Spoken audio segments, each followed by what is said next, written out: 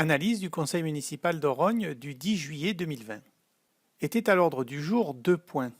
L'élection des délégués du conseil municipal en vue de l'élection des sénateurs, aussi appelés grands électeurs. Un complément d'une délibération au sujet de la vente d'un lot du lotissement de Loré-des-Garrigues.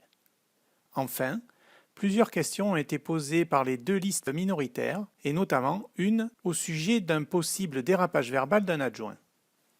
En raison de la situation d'urgence sanitaire, ce conseil s'est déroulé à huis clos à la mairie. Il a été retransmis en direct sur le Facebook de la mairie d'Orogne. Alors, je vous propose donc un secrétaire de séance, Yves. Comme vous l'entendrez, lors de la partie sur les questions orales, et compte tenu de la polémique autour de M. Olivier, nous ne comprenons pas pourquoi il a été désigné secrétaire de séance. On est réunis ce soir à la demande du gouvernement pour désigner les délégués du conseil municipal et leurs suppléants en vue de l'élection des sénateurs. Il y a une date qui a été imposée à toutes les mairies de France. Je vais voir si Marie-Hélène est prête. C'est ça. Tu viens? Tu viens? Tu veux l'annoncer? Non. Alors dis-moi. Ce qui fait nombre de délégués ou délégués supplémentaires obtenus. Rogny Avenir 11. Rogny Ensemble 2. Unis pour Rogny 2. Nombre de suppléants obtenus. Rogny Avenir 4. Rogny Ensemble 1. Et Unis pour Rogny 0. Voilà le résultat. Donc le point 2, si vous voulez, c'est juste une régularisation. On avait le 1er octobre 2019 entériné la vente du l'OM de lotissement à M. Guillaume Robert, au prix de 320 000 TTC. Et là, il nous a fait part qu'il allait acheter avec son épouse. Donc, on rajoute uniquement la notion d'épouse, Madame Robert Tiffany, née en Perrin, le 15-12-89 à Marseille. Donc, je vous demande de vous prononcer sur le complément à apporter à la délibération relative à l'insertion en tant que bénéficiaire de l'épouse de M. Robert. Je ne vais pas poser la question s'il y avait des questions, mais c'est une formalité administrative demandée par le notaire et les acheteurs. Question, Jean-Maurice? Plutôt une observation, messieurs, dames, bonsoir. On va s'abstenir sur ce vote, comme on s'est toujours abstenu depuis le début, concernant la vente des lots au lotissement de Loré-des-Garrigues. Donc, il y a combien d'abstentions? Tu veux poser la question, Jean-François? Vas-y. Ouais, donc moi j'ai envie de poser la question suivante, c'est que il y a des délais qui courent par rapport à ce lotissement. Il y a 8 lots au total, si je ne me trompe. Il en reste 2 à vendre. Et les DACT ont été finalisés en novembre 2016. Et donc le délai de l'instruction des permis sous POS court jusqu'en novembre 2021. Tout à fait. Et donc je voulais savoir quel genre de publicité vous faites et est-ce que vous pensez que vous allez arriver à vendre ces 2 lots et instruire tous les permis avant cette date limite? Parce que en regardant sur Internet, on ne voit aucune publicité de tout ça. Une simple recherche sur Google au sujet du lotissement Loré-des-Garrigues renvoie des liens vieux de plus d'1 an sans aucune offre de lot à vendre, ce qui veut dire qu'aucune publicité n'est faite au sujet de cette vente de lot. C'est pourtant une rentrée importante d'argent pour la commune. Il semble incroyable qu'aucune annonce, sur le Bon Coin ou autre, n'ait été effectuée. À croire que la commune ne souhaite pas vendre ses terrains. D'autant qu'en novembre 2021, si tous les permis ne sont pas instruits pour les 8 lots, ils seront perdus du fait qu'ils devront de nouveau être instruits sous PLU et non plus sous POS. Et notre PLU interdit la constructibilité sur cette zone. Donc, rappel rapide. L'estimation des terrains avait été évaluée par les domaines à 260 000 hors taxes, ce qui faisait 312 000 dans la deuxième phase de gré à gré. Donc, ça veut dire que si demain il y a quelqu'un qui sollicite l'achat du numéro 2, il fait un mail en me disant « je suis preneur ». La réponse de M. le maire est risible.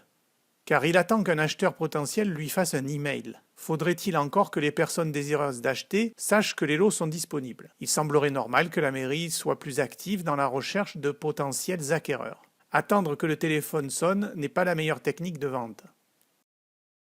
Les signatures des premiers lots ont été décalées à cause du Covid. Donc on va signer d'ici fin juillet, je pense déjà 2 ou 3. Donc actuellement nous avons 3 ou 4 demandes et j'attends avec espoir que ça se concrétisera et que je vous les ferai passer au plus tôt pour eux.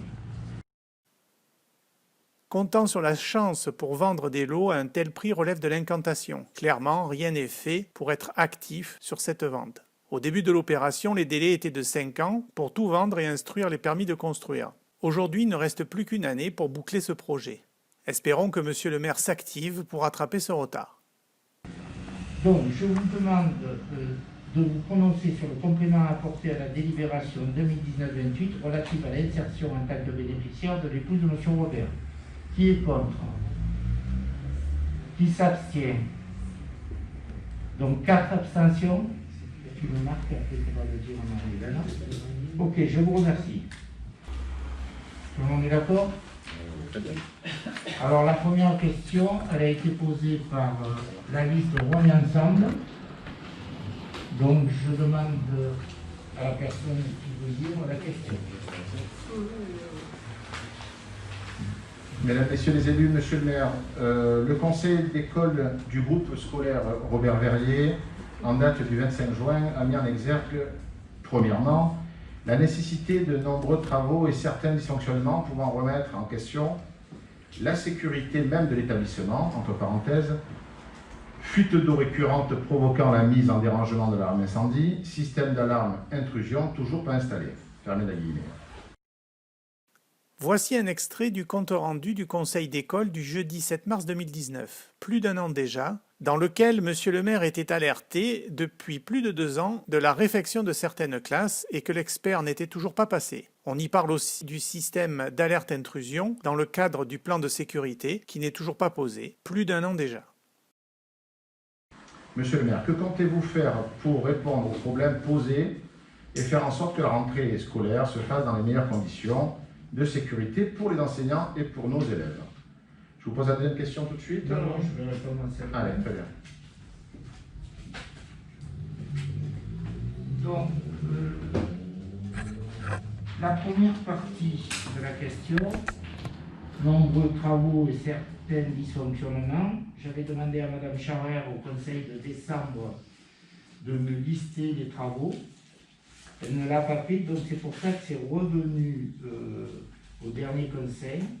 Clairement, tous les comptes rendus du conseil d'école, ainsi que de nombreux emails, dont voici quelques extraits, montrent que Monsieur le maire était au courant. Se défausser sur la directrice qui n'aurait pas envoyé la liste des problèmes alors qu'il le lui avait demandé relève à minima de la mauvaise foi. Quand bien même, il n'aurait pas eu la liste. Croyez-vous qu'un bon patron attendrait plus de 6 mois avant de se reposer la question ? Donc j'ai transmis à Dean Caille-Bravo le détail des opérations à réaliser. Bon, il y a des trucs mineurs, la porte de vitre classée, les portes extérieures fixées plus solidement, une cage très haut, etc., etc. Le seul point qui effectivement n'a pas été pris en compte immédiatement fait référence au système d'alerte intrusion. Il y a un rendez-vous qui est fixé le 20 juillet 2020 avec la personne qui a posé le système. Lynn avait négocié une date avec Mme Charrère, elle n'a pas pu être là, donc le 20 juillet ce sera réglé. Donc l'ensemble des demandes seront faites comme chaque été. On va profiter qu'il n'y a pas les enfants, tout ça. Deuxième question. Alors, le point a été fait sur les effectifs récemment, en fin d'année, qui seront présents aux écoles de Rhône. Il semble qu'une classe sera fermée à la maternelle. C'est le même qui semble. Une classe de la maternelle sera fermée à la rentrée de septembre. Quelles sont les démarches personnelles que vous avez effectuées? Comment se peut-il que vous acceptiez cette suppression de classe alors qu'avec les nouvelles habitations en cours et prévues sur la commune, l'effectif scolaire ne peut que croître dans un proche, voire très proche avenir? Merci. Les démarches personnelles, Elles sont intervenues dès que j'ai eu connaissance, c'est-à-dire le 14 avril 2020 à 14h55, d'un courrier du DAZEN, donc du directeur d'académie. Mesdames et messieurs, à l'issue du Conseil départemental de l'éducation nationale, CDEN, qui s'est déroulé le 8 avril sur le département de Bouches-du-Rhône, vous trouverez en pièce jointe un communiqué accompagné des mesures entérinées pour les écoles du premier degré de département pour la rentrée scolaire de 2020. Et ça m'annonçait la fermeture d'une classe à la maternelle. Donc, le même jour, puisque vous me demandez quelles sont les démarches que vous avez effectuées, le même jour, à 16h47, j'ai écrit au cabinet du DAZEN. Je vais vous lire la lettre comme elle n'est pas là. Bonjour Madame Charlotte Charles, je me permets en réception de votre mail d'adresser par votre intermédiaire une demande de dérogation à la décision que votre directeur a prise dans le cadre de la suppression d'une classe dans notre école maternelle. L'importante évolution de population me permet de vous demander gracieusement de revenir sur votre décision de fermeture d'une classe pour cette rentrée 2020-2021. La décision vous appartient en tant que représentant de l'État français. Je reste bien entendu à votre écoute pour un échange ou un entretien dans un contexte compliqué. Donc, suite à mon courrier immédiat et à mon action immédiate, le directeur d'académie m'a appelé et nous avons discuté une vingtaine de minutes. Et malgré les éléments que je lui ai apportés, il m'a dit qu'il avait une enveloppe globale mise à disposition par l'État et que la priorité numéro 1 de l'État aujourd'hui, c'était la division de classe dans les milieux sensibles. Et que de ce fait, avec la moyenne d'élèves que nous avions, nous n'étions pas dans une situation difficile. Et qu'il a bien noté tout ce que je lui ai dit. Il ne change pas d'avis parce que... Et il a eu raison, je vais vous dire pourquoi après. Et par contre, il a pris l'engagement avec moi, ou avec le maire qui allait être élu, de revoir sa position pour la rentrée 2021-2022. Et je ne manquerai pas de lui rappeler en fin d'année, puisque c'est en fin d'année que se décide ce genre de décision d'État. Donc, il s'est avéré qu'il avait raison, pour la simple et bonne raison qu'au dernier conseil d'école de la maternelle, les effectifs de la maternelle nous ont apporté le fait que la première section, il y avait très peu d'élèves inscrits, à la différence de l'année dernière où il y en avait beaucoup. Et de ce fait, même avec 5 classes, nous sommes dans des moyennes à 26 élèves. Donc on est tout à fait dans des normes, disons, je dirais, à l'aise. Mathématiquement, ça ne marche pas, monsieur le maire. Non, mais c'est mathématiquement, je te donnerai quand seront terminés. C'est une question, il n'y a pas de débat. Vous me posez des questions, j'y réponds. Je vous dis qu'au dernier conseil d'école, les professeurs, les ATSEM ramenés au nombre de 5, compte tenu des inscriptions à ce jour, on dit c'est jouable parce qu'il y a plus de 20 personnes de moins sur une classe. Voilà. Donc, je vous communiquerai dès que je les aurai pour la rentrée scolaire l'effectif. Donc, la première partie de questions est terminée. Donc, dans l'ordre d'arrivée, la question de Renonson. C'est Paul Daven qui va la lire. Monsieur le maire, élu depuis 2018, j'ai appris à reconnaître les qualités professionnelles et l'engagement de Madame Vitali. Pourtant, nous venons d'avoir connaissance d'un fait choquant qui amène à vous poser cette question. Trouvez-vous sain que votre adjoint aux finances, M. Yves Olivier, traite publiquement le 3 juillet dernier la directrice générale des services de notre commune? Je cite. Madame Vitali, c'est un chien en fin de vie, en attente d'être euthanasié. En tant qu'élue et en tant que femme, je suis choquée comme beaucoup d'entre nous, et j'ose croire que vous l'êtes aussi.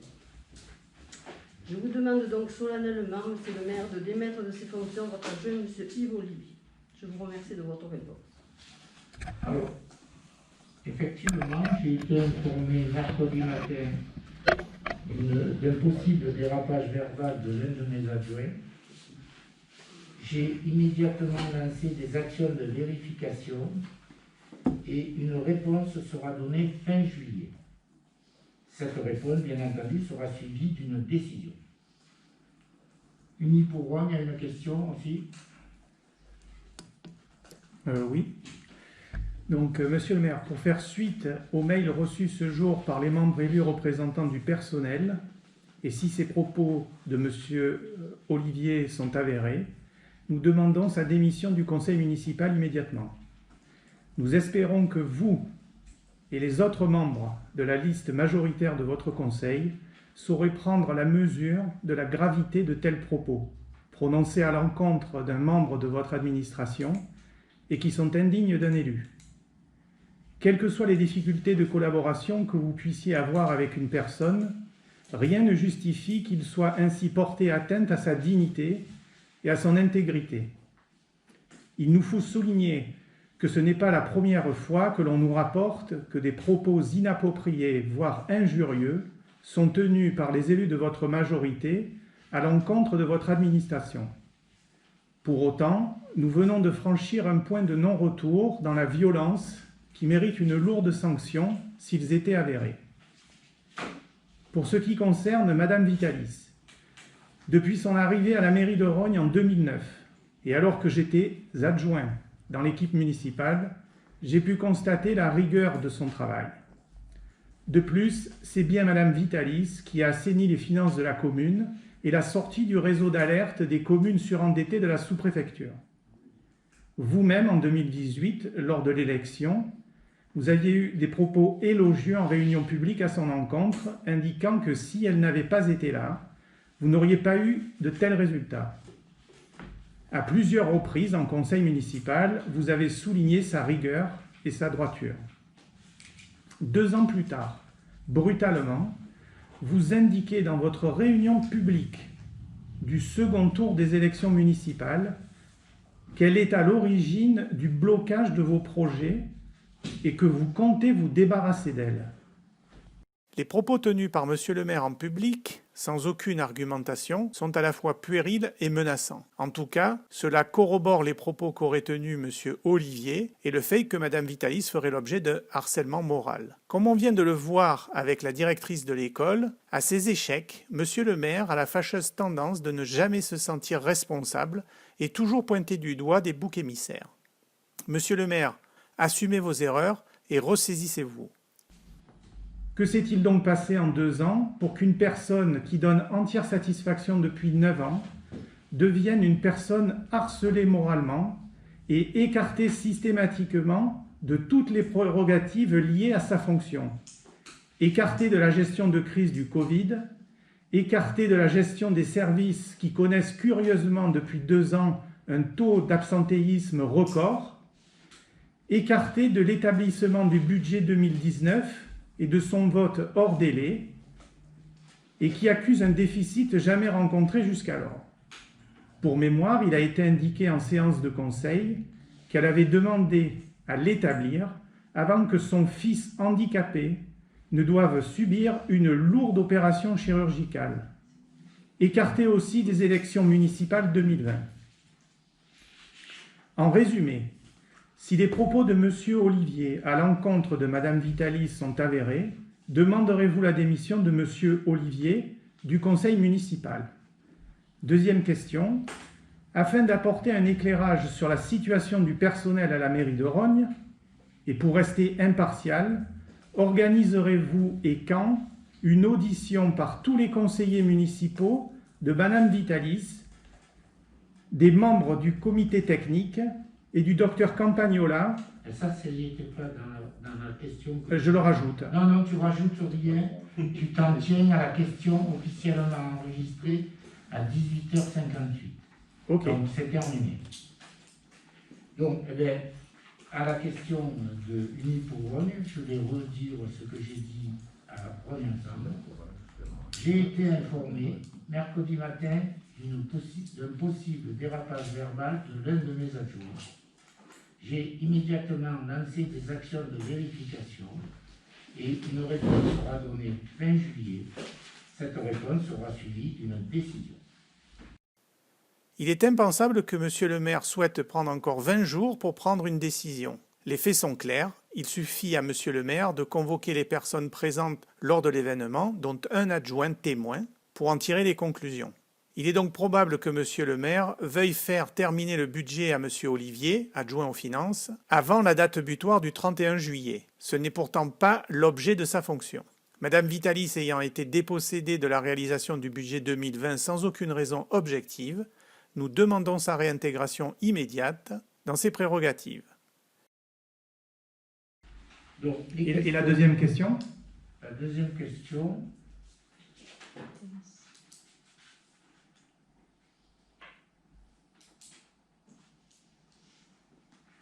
Le comité technique va être convoqué pour le 20 juillet. Et nous verrons les questions à l'ordre du jour, mais il n'y aura pas d'audition de conseillers municipaux. Il y aura une séance tout à fait normale. Pour la 7e fois, Monsieur le maire va faire un budget en catimini, sans commission finance digne de ce nom et sans demander l'avis aux conseillers municipaux. Le budget de la commune est pourtant le point d'orgue de la gestion communale. C'est un manque flagrant d'ouverture, de transparence et une vision archaïque de la gestion d'une mairie. Nous vous renvoyons aussi au compte rendu effectué par l'équipe Rogne Ensemble sur leur Facebook. Merci de votre attention.